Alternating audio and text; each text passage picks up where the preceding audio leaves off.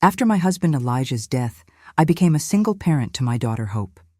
To fund her university education, I took positions with 2 households, the Rodwells and the Millers, doing domestic work. Every penny I earned went into savings for her future wedding celebration. In my mind's eye, I'd always pictured myself standing alongside her during that sacred moment, supporting her as she stepped into matrimony, something I believed every woman dreamed of experiencing. Then came last Tuesday. While sipping my morning brew and scrolling through social media, a photograph appeared on Facebook that shattered my reality. There stood Hope, draped in bridal white, beside her new spouse, Devin Hayes. The photograph showed only his parents, Franklin and Eleanor Hayes, present with the newlyweds. I examined that photograph repeatedly, studying every visible element. Hope appeared luminous, displaying joy I'd never witnessed before. The text beneath proclaimed, "Our perfect ceremony surrounded by family, complete family." Yet I was nowhere to be found. No prior notice had reached me, no discussion had taken place, no reasoning was offered. I discovered my child's nuptials the way any internet stranger learns random news. My spirit fractured in ways that surpassed even Elijah's passing. There in my Atlanta kitchen, trembling cup in hand, the realization struck me. Perhaps Hope no longer viewed me as her mother, but simply as an uncomfortable reminder of times she'd rather forget. 3 attempts to reach her that day all resulted in voicemail. Text messages followed, carefully worded to avoid revealing my discovery, inquiring about her well-being and whether she required anything. Her response arrived late afternoon. "Doing great. Mom, let's connect soon." Connect soon. As though her wedding was some trivial matter that could wait indefinitely. Lying awake that evening, ceiling above me, I understood I'd devoted my existence to being someone's parent, someone who apparently no longer valued that role. Within that pre-dawn stillness, a transformed Clara May started emerging. Days ahead brought memories washing over me like tidal waves. I recalled Hope at 5, battling pneumonia, working all day maintaining the Rodwell residence in Buckhead, then stitching garments nightly for the Miller household in Sandy Springs. For 15 consecutive days, I survived on barely 3 hours rest, nursing her, transporting her for medical care, purchasing costly medications. Upon her recovery, she embraced me tightly. "Mom, after I'm grown and get married, you'll be the most gorgeous maid of honor ever." Those words had resided in my heart for over 2 decades. I also remembered her 16th birthday celebration. 2 years of savings made that memorable event possible. I sold wedding jewelry, worked additional weekend hours, denied myself necessities. We reserved the Magnolia Room in Midtown. I purchased the finest dress available. A talented DJ was hired. Every soul food dish I prepared myself. That day, Hope declared me the world's finest mother, promising she'd forever remember my efforts. Guests remarked how love permeated every celebration detail.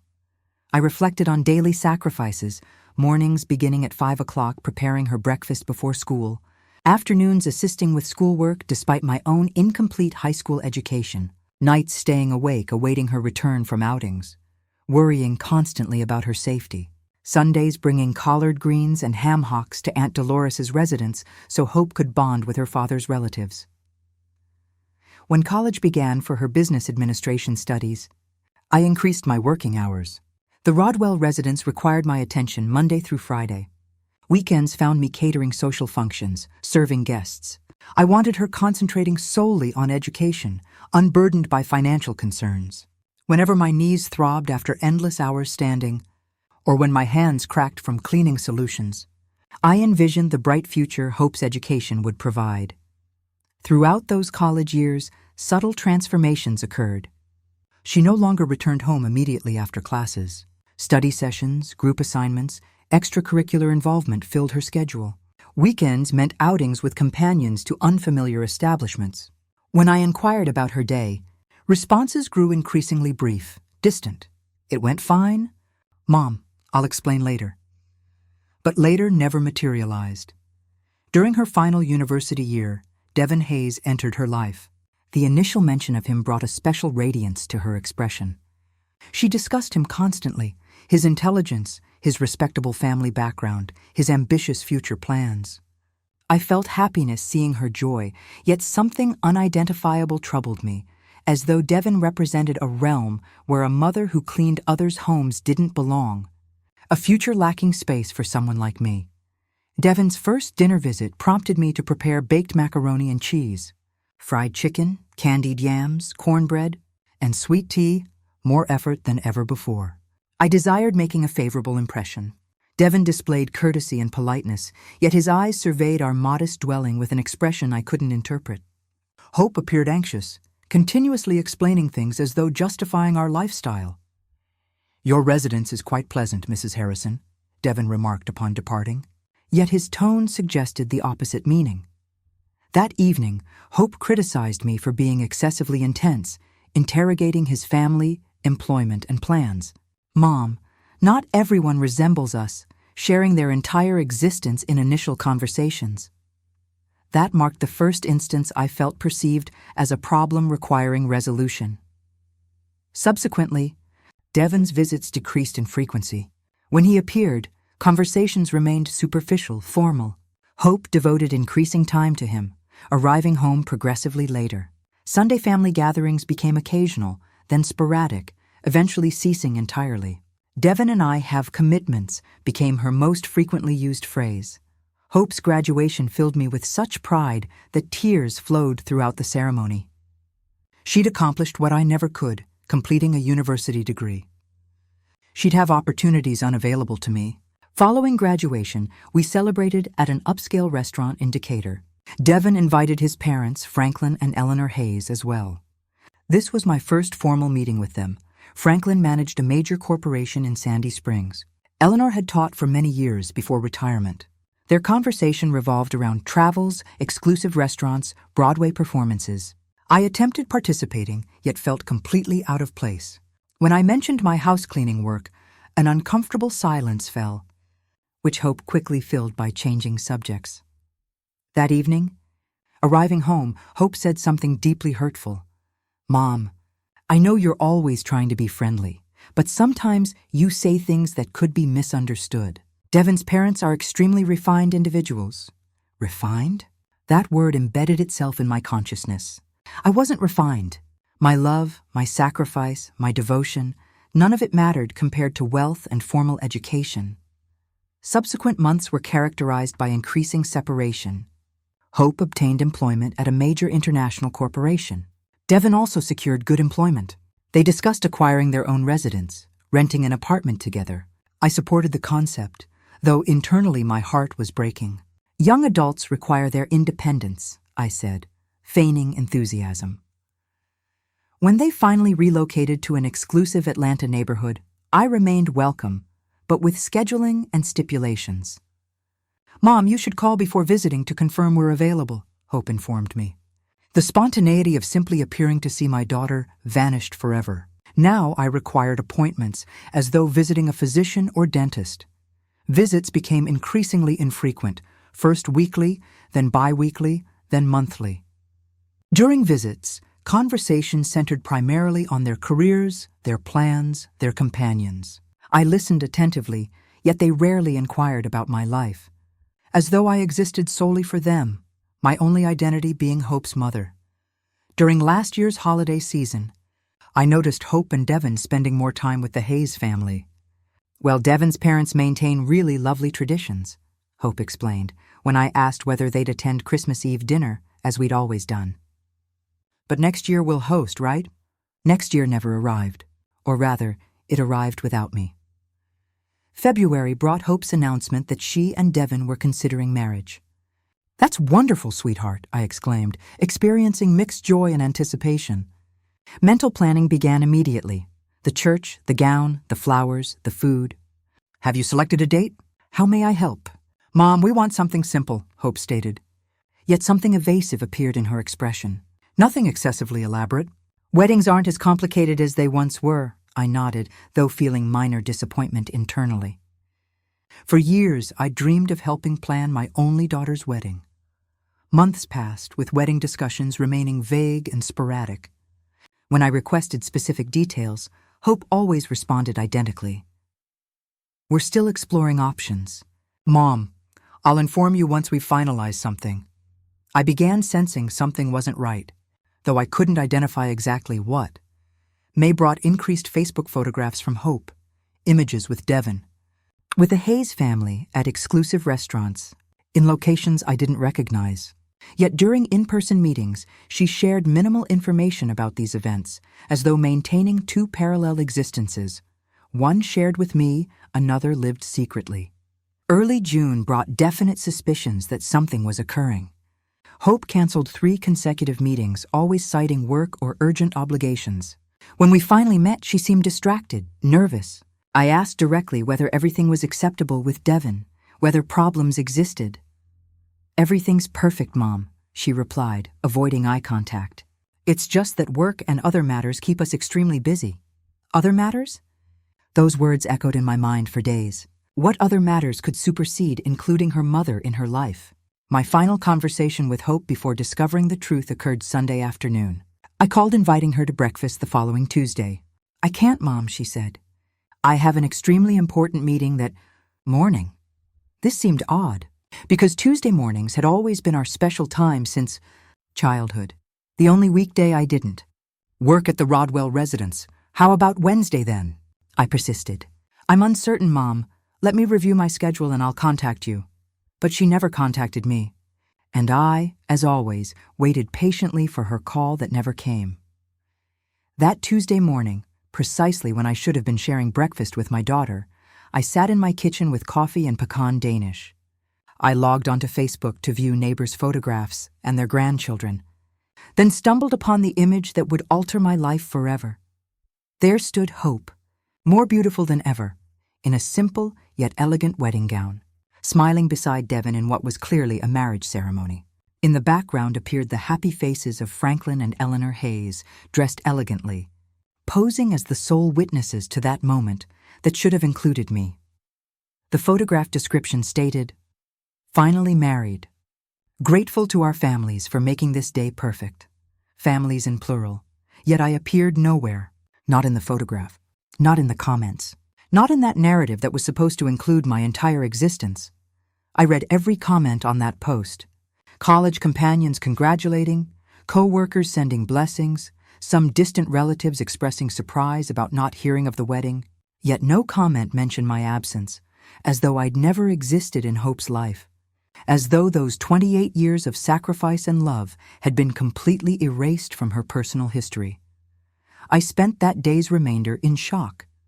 I checked my phone repeatedly, hoping for a call, a text, an explanation. Nothing. Hope continued her normal routine, posting honeymoon photographs, thanking people for congratulations, sharing happiness moments from which I'd been completely excluded. That night, lying awake gazing at my bedroom ceiling, I understood something more painful than I'd imagined possible. My daughter hadn't forgotten to include me in her wedding. She had consciously excluded me. She had made a deliberate choice that I would not participate in her life's most important day. In that moment of painful clarity, I knew my life, as I'd known it until then, had ended forever. But what Hope didn't know was that her mother, Clara May, had accumulated much more than just pain during all those years of sacrifice. She had also accumulated a strength she herself didn't know she possessed, a dignity that had been dormant but never dead, and a capacity for decision-making that was about to change everything forever. The woman who arose from that bed Wednesday morning was no longer the same woman, who had patiently waited to be included in her daughter's life. She was a woman who had finally understood that some absences speak louder than any presence, and that sometimes the greatest love a mother can demonstrate is respect for her own dignity. In that silent pre-dawn hour in Atlanta, as the bells of St. Jude's Episcopal Church rang at 3 o'clock, Clara May Harrison made the first completely self-directed decision she had made in nearly 30 years. If she was no longer welcome in Hope's life, then Hope would no longer be welcome in hers. But this narrative was just beginning, and what came next would change everyone's lives, involved in ways none of them could have imagined. The following days passed in a dense haze that prevented clear vision of where my life was heading. Hope didn't call to explain, didn't appear at the house, didn't show any remorse signs. She continued posting honeymoon photographs from Cabo San Lucas, Mexico, as though nothing had happened, as though I were merely another social media follower. Every new photograph confirmed I truly was no longer part of her life.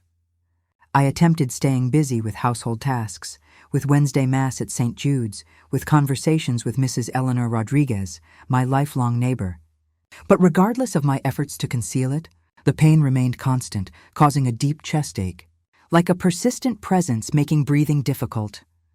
While sorting through old documents in the wooden trunk that had belonged to my mother, memories came rushing back forcefully. I found birth certificates, carefully preserved immunization records, school report cards where Hope always achieved straight A's.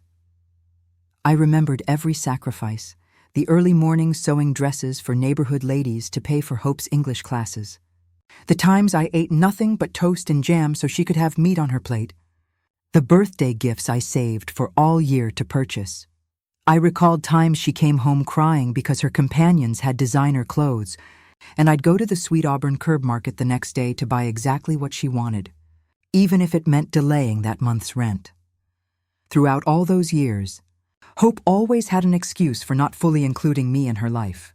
First it was her studies, then work, then her boyfriend Devin, who didn't get along with mothers-in-law. I always accepted, always understood, always adapted to her schedule, her whims, her decisions. But now, looking back, I realized I had become smaller and smaller in her life, occupying increasingly minimal spaces until reaching the point of not even knowing she was getting married. The Hope I raised, the one I loved unconditionally, the one I always prioritized, had become a stranger who only shared crumbs of attention with me when convenient. That Thursday afternoon, while organizing family photographs into a shoebox, I found one that made me cry harder than I'd cried in years. It was from Hope's confirmation ceremony. She was 8 years old, wearing a beautiful white dress I'd asked a local seamstress to create. In the photograph, Hope was hugging me tightly and smiling with pure, genuine happiness. I was smiling too. But now I could see in my eyes from that time something I had lost, the certainty that I was loved unconditionally by my daughter. I remembered that day perfectly. I had saved for 6 months for that celebration. I rented the Magnolia Room Hall. I invited the entire family. I prepared barbecue, potato salad, sweet tea, and a huge red velvet cake I specially ordered. Hope felt like a princess running from table to table, introducing me to everyone as my mom, the most beautiful in the world. That night, when everyone had left, she helped me collect the dishes and said, "Mom, when I grow up and have my own parties, you're always going to be the most important person, always." Tears ran down my cheeks as I held that photograph. What happened to that little girl who promised me I would always be the most important person? When did I become so insignificant that I didn't even deserve to be present at her wedding? I continued looking through photographs and found another equally painful one. Hope at 15, the day of her sweet 16 party. We had rented a hall in the Midtown neighborhood. There was a DJ, food for 150 people, and a live band for the waltz. I had worked double shifts for a whole year to give her that party.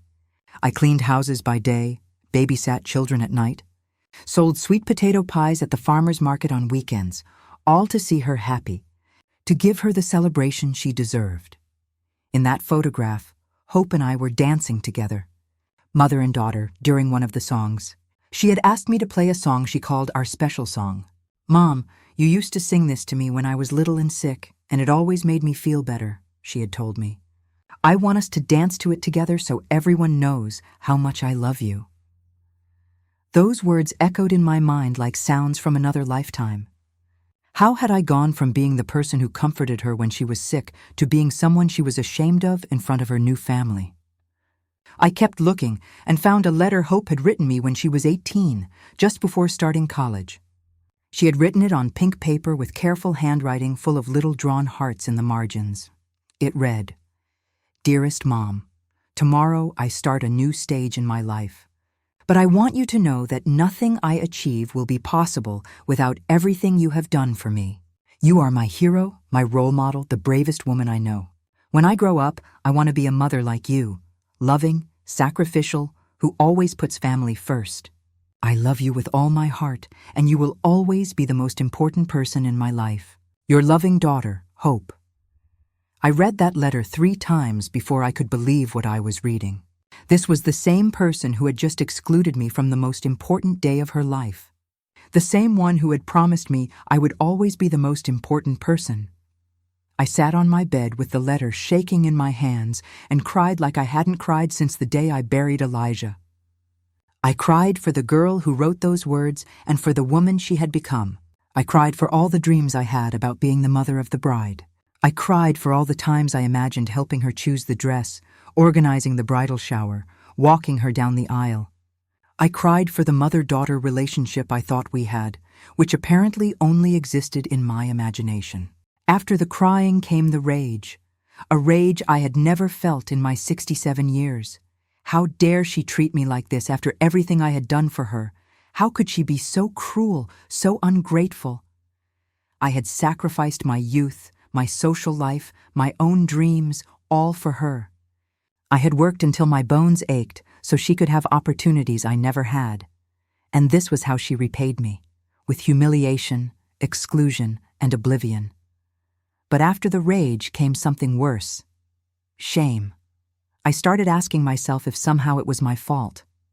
Had I been too intense, too clingy, too unsophisticated for Hope's new refined life? I remembered the faces of Franklin and Eleanor Hayes when they met me.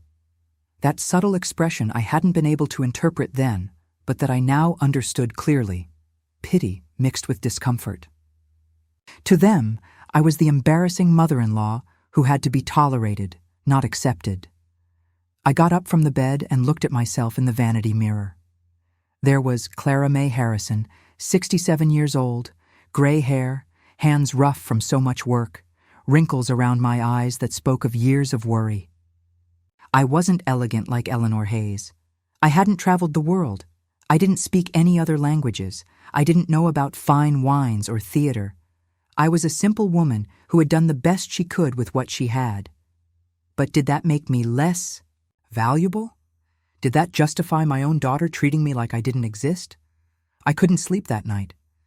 I stayed awake thinking about all the signs I had ignored, all the moments I should have realized I was losing my daughter. The family dinners that became sporadic, the phone calls that got shorter, the visits that required prior appointments. Everything had been gradual, so subtle that I hadn't realized I was being systematically excluded from Hope's life. Friday morning, I decided to call my sister, Aunt Rosa, who lives in Birmingham, Alabama. I needed to talk to someone, vent, ask for advice. Aunt Rosa had always been the most direct of my sisters, the one who told things straight. "She got married without telling you?" Aunt Rosa shouted when I told her what had happened. "That girl is crazy. How can a daughter do that to her mother?" I sighed, told her the whole story, from the first changes in Hope's attitude to the discovery of the wedding on Facebook. Aunt Rosa listened without interrupting, which was rare for her. "Clara May," she finally said in a serious voice, "I always told you that you gave too much to that girl. You spoiled her since she was little. You put her on a pedestal, and now you see the consequences. Kids need boundaries. They need to understand that respect is earned and maintained." Her words hurt because I knew they contained some truth. I had always indulged Hope. I had always given in to her tantrums. I had always put her needs before mine. But I had done it out of love, because I wanted her to have everything I couldn't have. "So what am I supposed to do now?" I asked, sobbing. "Now you're going to do what you should have done years ago." "You're going to live for yourself," Aunt Rosa replied firmly. "Hope has already made her decision about what place you occupy in her life. Now it's your turn to decide what place she occupies in yours." After hanging up with Aunt Rosa, I sat in the kitchen for hours thinking about her words. She was right. Hope had clearly demonstrated what place I occupied in her new life. None. It was time for me to also make a decision about what place she would occupy in my new life. Saturday morning, as I drank my coffee and ate my pecan Danish, my phone rang. It was a number I didn't recognize, but when I answered, I heard Hope's voice. "Mom, "How are you?" she asked in a cheerful voice, as if nothing had happened. "Guess what? We're back from our honeymoon. Cabo was amazing. Devin and I want to stop by this afternoon to tell you everything." To tell me everything? After 2 weeks of silence, after excluding me from her wedding, now she wanted to tell me everything as if I were a casual friend she was catching up with about her vacation. "What time are you planning to come?" I asked. "Around 5. We'll bring pictures and some gifts we bought you." Souvenirs from Cabo San Lucas could compensate for the greatest humiliation of my life? "All right," I said. "I'll be here." After hanging up, I stood there with the phone in my hand, feeling a mix of emotions I didn't know how to manage. Part of me was happy to finally see my daughter, to be able to hug her and tell her how much I had missed her. But another part of me, a part that grew with every passing hour, was furious at the coldness with which she had treated me, at the casual way she assumed everything would be fine after what she had done. I spent the rest of the day cleaning the house, making sweet tea, buying fresh pecan Danish from the local bakery. It was what I always did when Hope came to visit. I made sure everything was perfect to receive her. But this time, as I mopped the floor and dusted the furniture, I wondered why I was still trying so hard for someone who clearly didn't value my efforts. At 5 on the dot, Hope and Devin arrived. Hope looked radiant, tanned from the beach sun, wearing new clothes and looking completely happy. Devin wore a courteous but distant smile, the same one he always had when he came to my house. "Mom," Hope cried, hugging me as if we were the best friends in the world. "I missed you. Look how tanned I got." I hugged her back, inhaling her expensive perfume, which wasn't the same one she used when she lived with me. Everything about her was different: her clothes, her hairstyle, her way of speaking. It was as if the Hope I knew had been replaced by a new, improved version that didn't include me. "Have a seat," I said. I served them sweet tea and offered them fresh pecan Danish. "Oh, Mom, this looks so good," Hope said, but I noticed she barely touched the pastry. She probably didn't eat that kind of thing anymore. Her new sophisticated life didn't include treats from the neighborhood bakery. "All right, tell me everything," I said, sitting across from them in my small living room. "How was the wedding?" Hope exchanged a quick glance with Devin before answering. "It was very nice, Mom. Very simple, just like we wanted. Nothing too elaborate." "Oh, and where was it?" I asked, though my heart was already sinking. "In a beautiful little chapel in Decatur. Very intimate, very private. Just us and Devin's parents as witnesses. Just them and Devin's parents. As if I didn't exist. As if 23 years of raising her didn't give me the right to be there." "And why didn't you tell me anything?" I finally asked, my voice trembling. Hope sighed and put on the face she used to make when she was a child caught doing something wrong. "Mom, it all happened so fast. You know how those bureaucratic things are." Suddenly, the date came up, and we decided not to complicate things. Besides, you know I never liked big parties. It was a lie. Hope had always loved big parties. Her sweet 16, her graduation, all the celebrations we had shared had been with lots of guests, lots of food, and lots of joy. But now, for her wedding, she had decided she wanted an intimate affair that didn't include me. "But Mom," Hope continued in a syrupy voice, "that's why we came today, to celebrate with you. Look at all the gifts we brought you." She pulled out a bag full of typical souvenirs from Cabo, a ceramic ashtray, some seashells, a t-shirt that read, "I love Cabo," some coconut candies. Gifts they had probably bought at the airport thinking, "Oh, we have to bring something back for Hope's mom." "Thank you, sweetheart," I said, feeling like each gift was a slap in the face disguised as kindness. We spent 2 hours talking about the honeymoon, the places they visited, the fancy restaurants where they ate, the activities they did. It was like looking at vacation photos of strangers. I nodded, smiled, and asked appropriate questions. But inside, I felt like something was breaking for good. When they left, after vague promises to see each other soon and an invitation to see the new apartment, I was left alone in my living room, surrounded by the cheap souvenirs, feeling the weight of the silence they had left behind. That night, as I stored the gifts in a drawer where I knew I would never see them again, I made a decision that would change everything. If Hope could live without including me in the important moments of her life, then I could also learn to live without including her in the important moments of mine. And in that silence of the early morning, with my heart still hurting, but with a new determination growing inside me, I started planning the first step of my new life. A life where I was the protagonist, not just the sacrificial mother waiting for crumbs of attention. The Clara May who had waited all her life for others to decide her place in the world died that night. The one who would wake up the next day would be a completely different woman. A woman who had finally understood that respect is taught by example, and that sometimes the greatest love a mother can show is love for her own dignity. Sunday dawned with a clear sky that completely contrasted with the storm I carried inside. I got up earlier than usual, at 5 o'clock, and for the first time in weeks, I didn't feel that heaviness in my chest that had accompanied me since I discovered the wedding. In its place was something different, a cold clarity I had never experienced before. It was as if, during the night, I had gone through a silent transformation, as if the Clara May, who had waited all her life for others to define her place in the world, had finally awakened from a very long sleep. I made my black coffee, stronger than usual. I needed my mind to be completely clear for what I was about to do.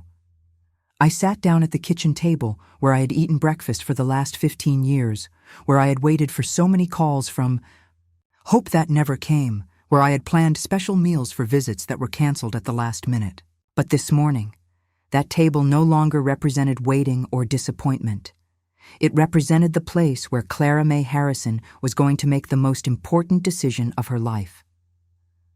I took out an old notebook where I used to write down hopes, doctor's appointments when she was little, important school dates, and her friends' birthdays. Now I was going to use those yellowed pages to plan something completely different, my definitive exit from a life where I was no longer welcome. On the first page, I wrote, Plan for Independence, Clara May Harrison, August 12, 2024. The date. Looked strange written in my shaky handwriting, but the words felt more real than anything I had felt in years. The first thing I wrote was, Assess resources. During all those years of sacrifice, I had managed to save a considerable amount. I wasn't rich, but I wasn't unprotected either. I had the savings of a lifetime of work, a small but owned house, in an area that had become very valuable and something Hope never knew. A secret bank account where I had deposited the extra money I earned sewing dresses for neighborhood ladies on weekends for years. I had opened that account when Hope turned 18, thinking it would be my wedding gift to her. Every dollar I deposited there, I did so imagining the moment I would give it to her. My daughter, this is so you can start your marriage without debt, so you can have your own home, so you don't go through the difficulties I did. For 10 years, I had nourished that account with the illusion of seeing the happy look on Hope's face when she found out about the surprise. But now, after being excluded from her wedding, that money would take a completely different path. The second point on my list was research housing options. I couldn't stay in this house where every corner reminded me of the years of waiting, where every phone call would make me think it might be Hope seeking reconciliation. I needed a new place, a space that was completely mine, where I could build a life that didn't depend on crumbs of attention from my daughter. I remembered that Mrs. Eleanor Rodriguez, my lifelong neighbor, had always told me about her sister Gloria, who had moved to a residential community for older adults in Decatur. It's wonderful, Clara, Mrs. Rodriguez had told me several times. There are activities, security, people our age. Gloria says she's never felt so free in her life. At the time, I thought those places were for people who didn't have family to care for them. Now I understood they were for people who had decided to care for themselves. The third point was the most painful, but the most necessary: gradually cut ties. I couldn't just disappear overnight because that would cause unnecessary drama and give Hope reasons to justify her behavior. My mom was always so dramatic. That's why we didn't include her in important things. No, my exit had to be as silent and dignified as my entry into Devon Hayes's life had been. Gradual, respectful, but definitive. After breakfast, I showered and put on my Sunday navy blue dress, the one I wore to Mass at St. Jude's. But this morning, I wasn't going to church. I was going to begin the most important investigation of my life. I grabbed my purse, put the notebook inside, and left my house with a determination I hadn't felt in years. My first stop was the bank. It was strange walking the streets of my neighborhood, knowing that every step took me away from the life I had known for 67 years. Mr. Fernando Lawson, the executive who had managed my accounts for the last 10 years, was surprised to see me near the ATM on a Sunday morning. "Good morning, Mrs. Harrison," he greeted me when he recognized me. "Everything's fine?" "Perfect, Mr. Lawson," I replied with a smile I didn't expect to have myself. "I'm just reviewing my financial options. I might need to make some moves this week." "Of course, ma'am. I'm available Monday if you'd like to review your accounts in detail." "I appreciate it very much. I'll see you Monday then." That small conversation gave me more energy than I expected. For the first time in years, someone spoke to me like a person capable of making important financial decisions, not like an old lady who needed others to manage her money. From there, I went straight to Decatur to the residential community Mrs. Rodriguez had mentioned.